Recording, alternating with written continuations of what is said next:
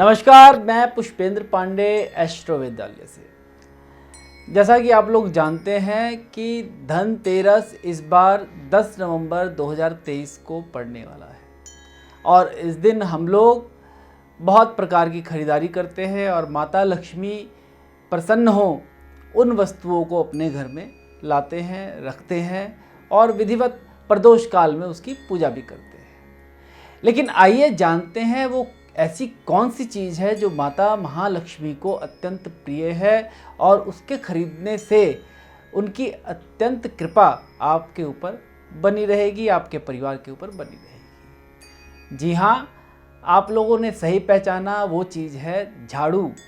जी, झाड़ू खरीदने से माता महालक्ष्मी अत्यंत ही प्रसन्न होती हैं, क्योंकि झाड़ू हमारे घर या हमारे समाज की जितनी भी गंदगी होती है उसको सफाई करने के काम आता है और जहाँ सफाई होती है वहाँ ही माता महालक्ष्मी का निवास होता है।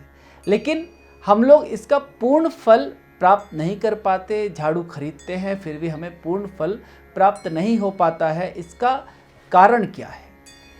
इसका बहुत ही छोटा सा कारण है कि जब भी हम ये झाड़ू खरीदते हैं धनतेरस के दिन, उस दिन हम या तो 1 की संख्या में खरीद लेंगे या 2 की संख्या में खरीद लेंगे, 4 की संख्या में खरीद लेंगे, लेकिन इस सम संख्या में खरीदने से माता महालक्ष्मी की कृपा आपके ऊपर पूर्ण रूप से नहीं आ पाती है। तो जानिए किस संख्या में खरीदने से माता महालक्ष्मी आप पर कृपा करेगी।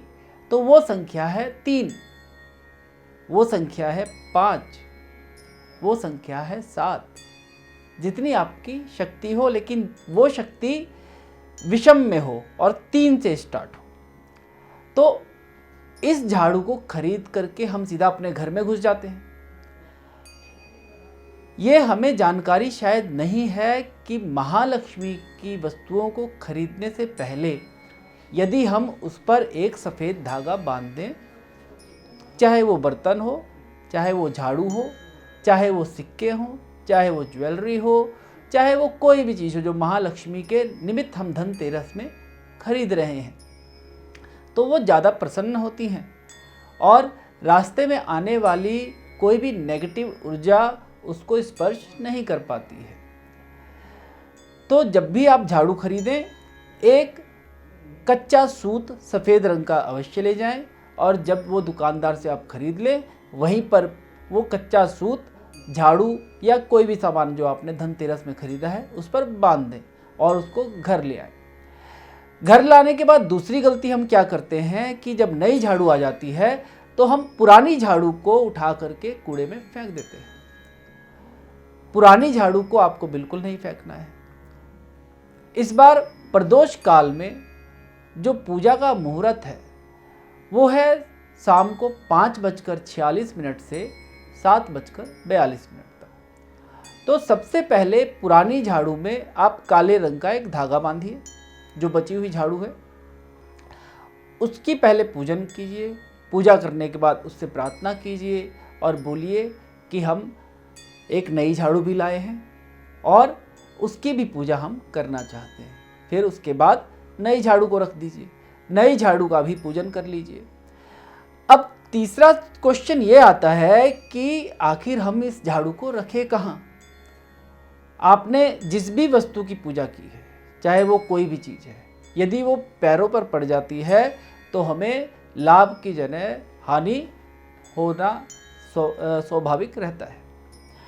तो कोशिश करें कि धनतेरस में खरीदी हुई झाड़ू या उससे बाहर हुआ कूड़ा हमारे पैरों पर ना लगे, अन्यथा लाभ की जगह आपको हानि हो सकती है। तो इस झाड़ू को रखें कहाँ? रखने का जो सबसे उत्तम स्थान इसका होता है वो पश्चिम और उत्तर का कोना होता है। वहाँ पर इन झाड़ुओं को आप ढक करके रखिए, छुपा करके रखिए, लेकिन ध्यान रहे किसी भी बेड के नीचे, किसी भी शयन या बिस्तर के नीचे या किसी भी प्रकार के बैठने के स्थान, सोफे के नीचे, कुर्सी के नीचे ये झाड़ू नहीं रखनी है, अलमारी के नीचे नहीं रखनी है। इन झाड़ुओं को रखने के लिए आपको ढकना पड़ेगा इसको किसी साफ कपड़े से और इसको रखना पड़ेगा। जब आप इसका आदर करेंगे, माता महालक्ष्मी की कृपा आपके ऊपर अवश्य और अवश्य रूप से बरसेगी, क्योंकि माता महालक्ष्मी झाड़ू खरीदने से अत्यंत ही प्रसन्न होती हैं। यदि आप 1 की संख्या में, 2 की संख्या में, 4 की संख्या में, सम संख्या में खरीदते हैं, वो थोड़ा सा कुपित भी रहती है। इसे करने से आप धन लाभ प्राप्त करेंगे, मान सम्मान प्राप्त करेंगे, विद्या प्राप्त करेंगे और आपकी आयु में भी वृद्धि होगी। आशा करता हूँ मेरे द्वारा दिए गए इस टिप्स से आप लोग अत्यंत ही लाभान्वित होंगे।